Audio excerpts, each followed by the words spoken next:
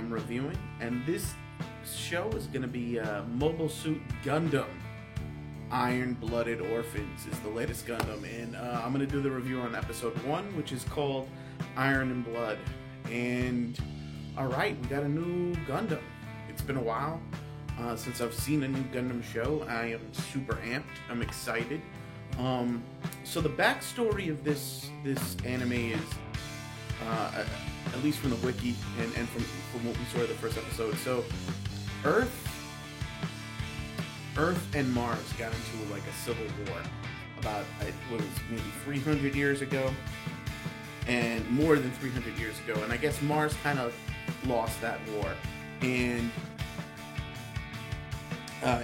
they call it the Great Calamity War, and it was bad on both sides.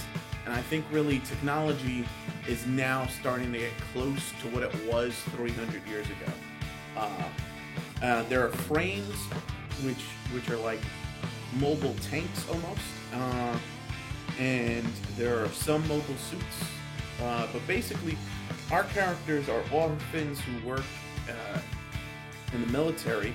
The main character so far is Mika and Orga.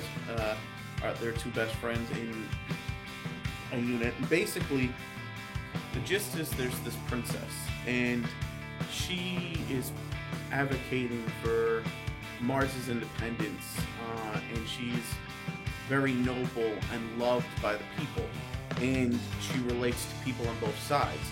So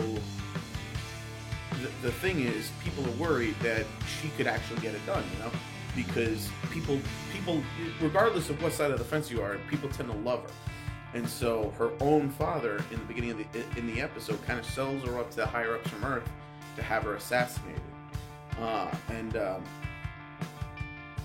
But she picks the orphan kids unit as the unit to protect her during this, because she wants to get to know their pain. She wants to prove, she doesn't want to be like a spoiled rich girl. She wants to help out, you know what I mean? And she wants to elevate these kids too with her. And while she's on base, there's surprise attack. And the higher ups on the base, there are a bunch of scumbags, and they all kind of bounce. But Orga, who's a master strategist, and he's the dude with the gray hair with almost like a lightning bolt and a scar across his eye, and he only opens his eye when he needs to, when he's serious. I do the same thing, but I don't get the scar. But he knows things are bad, so he brings their fleeing unit to shoot off fireworks, basically, so that they could be a decoy. On top of that, they have a Gundam on the base. Now, Barbatos. Basically, Gundams are relics of the past, and they were using this particular Gundam as a power source. So it's in disrepair. It's about 300 years old.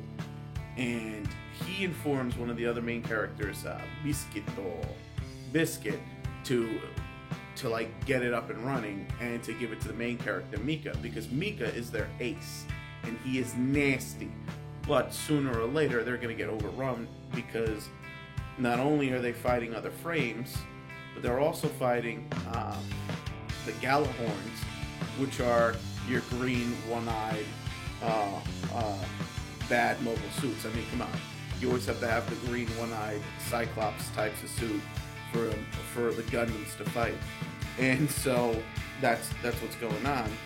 The Galahorns are wiping the floor with them. We lose a young character who idolizes Mika in the battle, and just when all hope is lost, Mika gets into the Gundam and fights, and that's the episode. And the next episode, I believe, is just going to be called Barbatos, so we're going to find out more about this mobile suit. But man, it just felt right. That moment when the Gundam came out, you were like, yeah, Gundam. And it's something about a Gundam show that, if done right, is just so much fun. I mean, this one has a little bit of the feel to side story, but it is not side story. And again, this growing up in the ruins of stuff, and it seems interesting, and we get a Gundam right off the bat. Now, apparently, I know this from reading ahead, I guess, there were like 70-something, 72, 77 Gundams. So it's interesting to see how many of them survived and how many more Gundams are going to be making their way into the show. I mean, but this is only the first episode, and I dig the name, Iron-Blooded Orphans. Like these ragtag, group of kids are going to show people what's up, and again, we also get the villains on the other side that are kind of likable, and the ones that are not, because in Gundam, they always say that they always like to present both sides as if, not even though you're on the wrong side, you're not necessarily evil, and they're just good people on different sides, and that's how war is. Just really excited. I'm gonna give this episode a 3.5 out of 5. I thought it was very good. It jumped around a little too much. It was a little bit quick, scene to scene, not quick to the different story plots, because you felt like they had so much information that they had to just get out to you. That's the only reason why I didn't rate it any higher. But having said that, you can tell the pacing from the beginning of the episode to the end of the episode evened out correctly.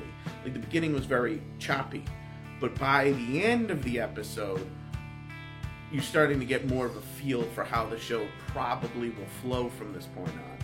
I mean, I definitely dig it. Yeah, man, and this is my new show. So that's Ushio and Tora, Dragon Ball Super, and Mobile Suit Gundam, Iron-Blooded Orphans. Those are my shows. I can't wait to see the next episode. Now, I know the next episode should be out already, or it's not out yet, but it should be out very soon, probably in the next day or two. Crunchyroll will put out the next episode, and I'll catch it from there. But yeah, man, Orphans. So click it up if you like it, comment if you must, and please subscribe if you can. And this is your buddy Alert Wolf signing off.